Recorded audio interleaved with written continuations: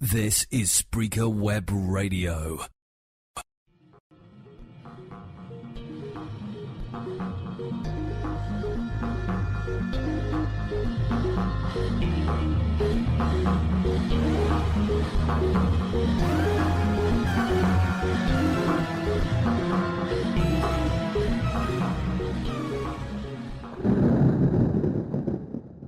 Welcome to Dark Dreams.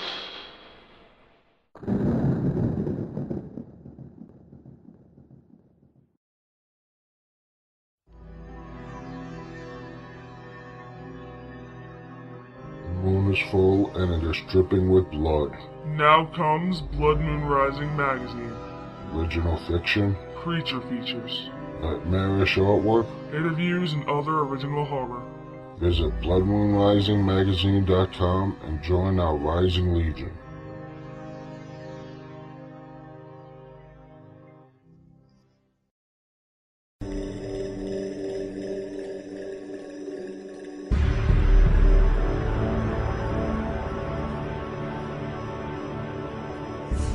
Horrified Press. horrifiedpress.wordpress.com.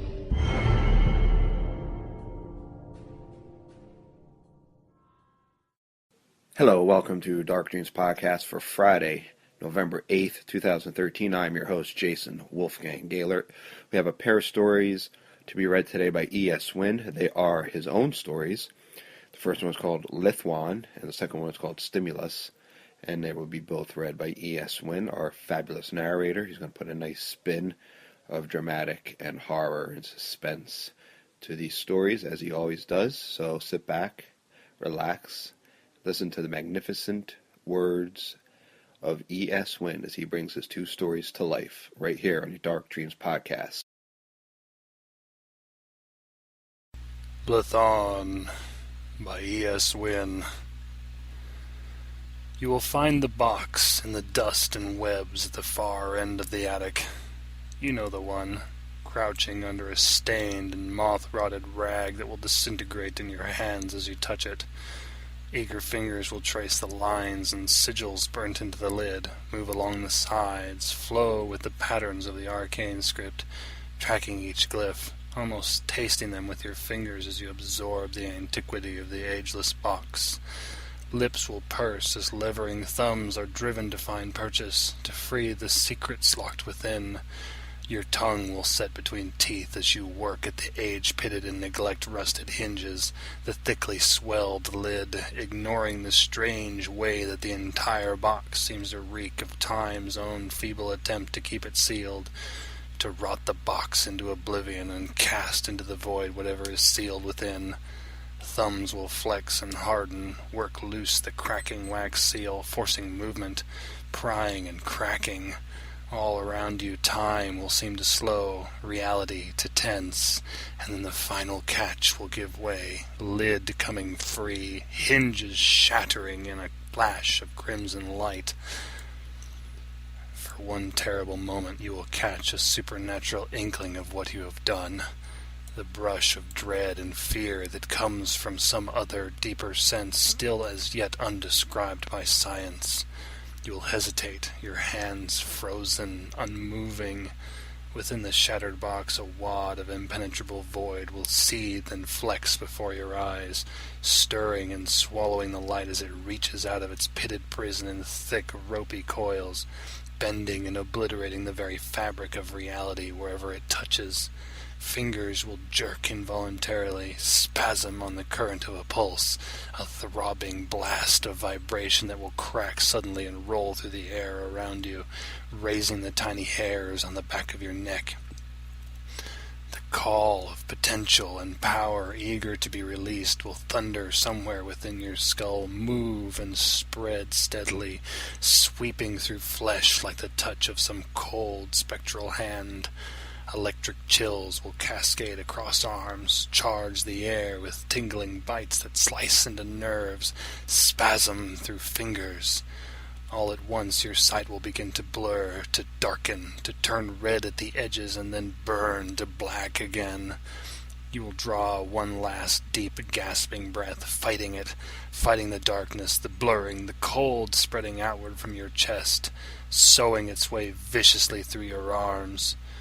All at once you will stand, try to put some distance between yourself and the box, the darkness, but even then you will not escape his grasp.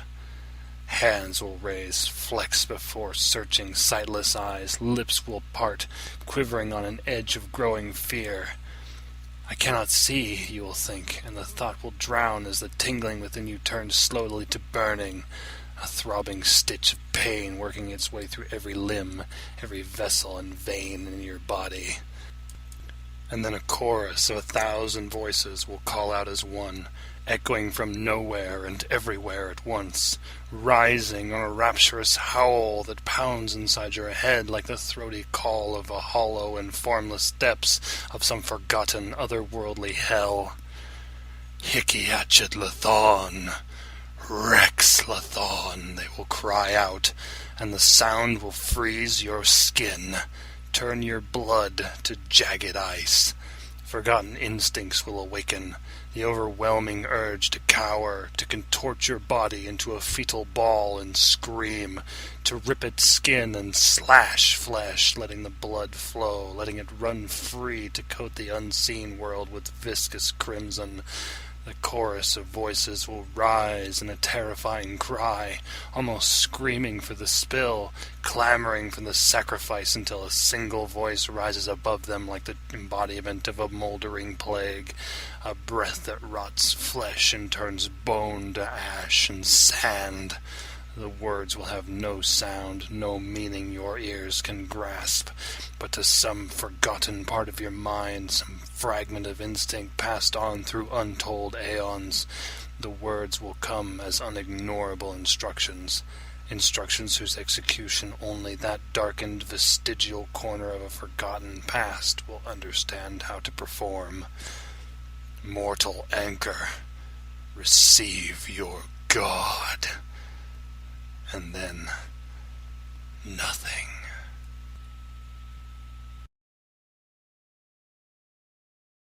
Stimulus by WYNN.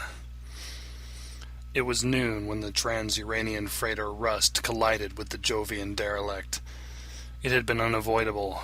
When the Rust's thrusters had begun firing in time to burst, adjusting the bulk of the ship for a steady slingshot around Jupiter, her autopilot hadn't picked up the derelict hulk floating lazily in orbit, hadn't seen the mottled and broken hull hidden in the technicolor haze of deadly radiation that saturated space for miles beyond the atmosphere of the gas giant. Alarm bells flared too late. Engines came to fiery life too slowly. The collision was almost instantaneous. In the time it took for the captain's arms to tense, his pupils to dilate in the barest reaction of recognition and fear, the jagged leading edge of the Hulk's dorsal stabilizer had sheared through the freighter and carved out enough steel to depressurize 2 decks, sending the Rust catapulting away into cold, starry darkness. Again, a pair of lips demanded, creasing in the barest leering smile. Jupiter. 6 hours to the belt in the Ceres corridor, 4 if they could swing hard around the giant and use the force of its gravity to fling the ship out, catching the interstellar equivalent of a tailwind. It was routine procedure for small freighters, the kind of easy maneuver string performed along exacting mathematical parameters that was perfect for autopilot computers. Nothing complex, nothing to worry about, nothing like plotting courses through the busier shipping lanes closer to Earth where there were other ships to dodge. Each of the 7 long haulers in the Rust crew had been through the same procedure 1,000 times before. To them, the process was as normal as leaving automated dock loaders to their work and going for a drink at a local bar. This was the last leg of the journey. The sounds of dinner and excited chatter about home rang through the midship deck. High above, pacing the plating and glancing at the consoles, absently waiting as the computer flew his ship, the merchant captain stifled a yawn. And then the razor-like stabilizer fin rose out of the planet's radioactive curtain.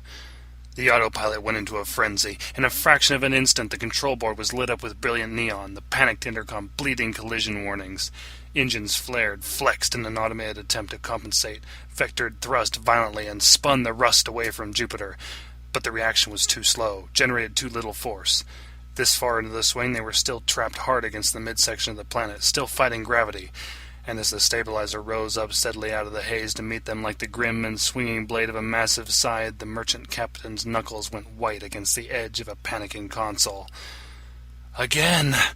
the lips repeated.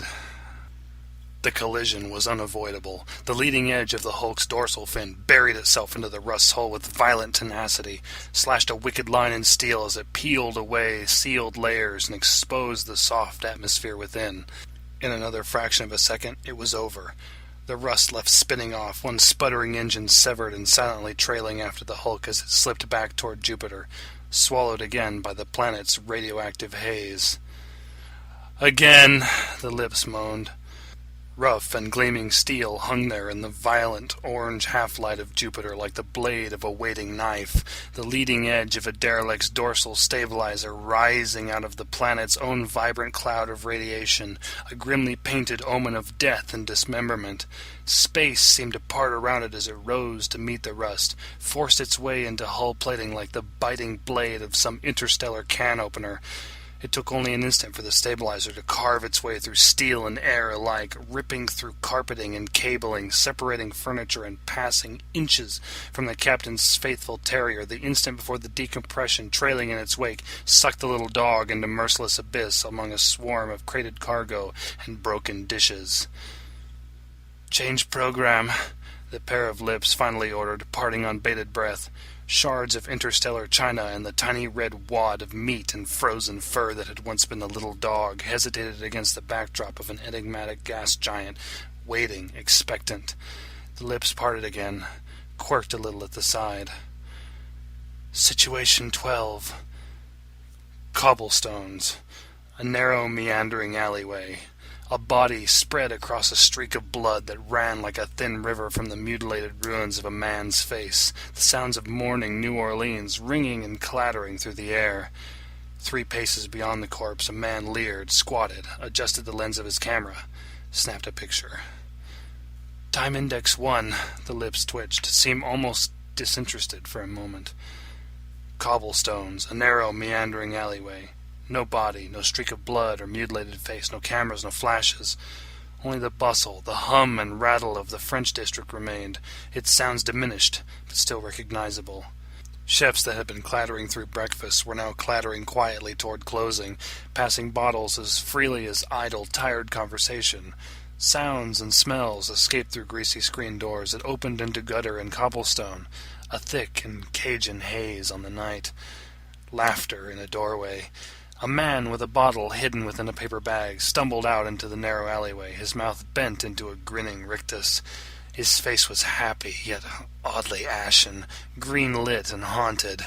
Laughter rang louder, became desperate and hysterical. Somewhere, someone shouted, and then came the blood. Within seconds it was everywhere, rivers, lines, cascades of boiling crimson. And that laugh, half scream and half delight, skin peeled back, flayed against muscle, eyes caught fire, sizzled, popped. "Situation 37, the lips blurted, panting. A bed, sheets knotted and rumpled, the tang of desperation and sex in the air.